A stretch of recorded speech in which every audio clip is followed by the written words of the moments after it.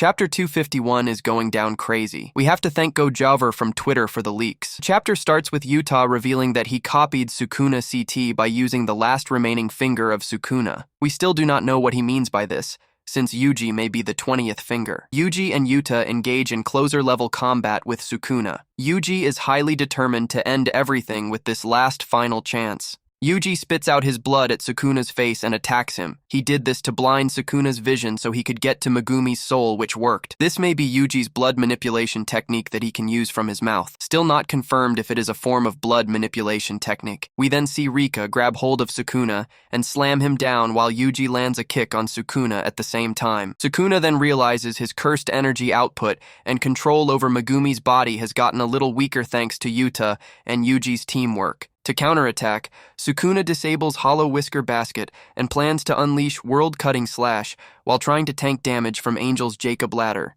Yuji and Yuta have already predicted that Sukuna would do such a thing a long time ago. They try to tie up Sukuna's hands while attacking Sukuna.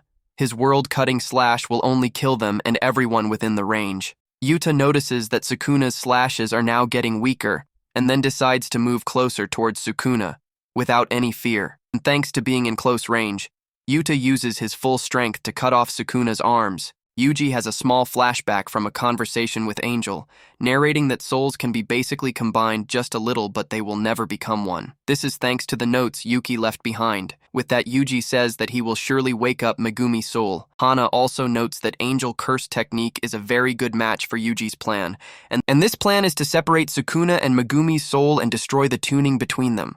Megumi's soul is literally in a cage, and that is thanks to Sukuna's bath ritual. Rika and Yuji grab hold of Sukuna's arm so they can hold him down, whilst Yuta begins to activate Jacob Ladder that he copied from Angel. Yuta releases the technique onto Sukuna, which then burns him to baked crisps. The fact that Sukuna cannot use his RCT and domain expansion means he suffers the full injury from Jacob's Ladder. Bear in mind that Angel's Jacob's Ladder is the most powerful technique in JJK, capable of nullifying any techniques caught in its light. Being hit with the Jacob Ladder is no joke. Yuji gets the chance to hit Sukuna with his soul-punching technique while shouting, "Wake up, Fushiguro." Yuji calculated everything precisely, however, Megumi's soul no longer had any will to live. Yuji hears Megumi repeatedly saying, "I do not care anymore." The fact that Megumi does not want to be saved speaks volumes. The trauma he has been through makes him want to end his own life. Megumi went through so much pain having killed Gojo and his sister. This broke him in all directions. We then see Yuji backing out. Sukuna begin to hit Yuta,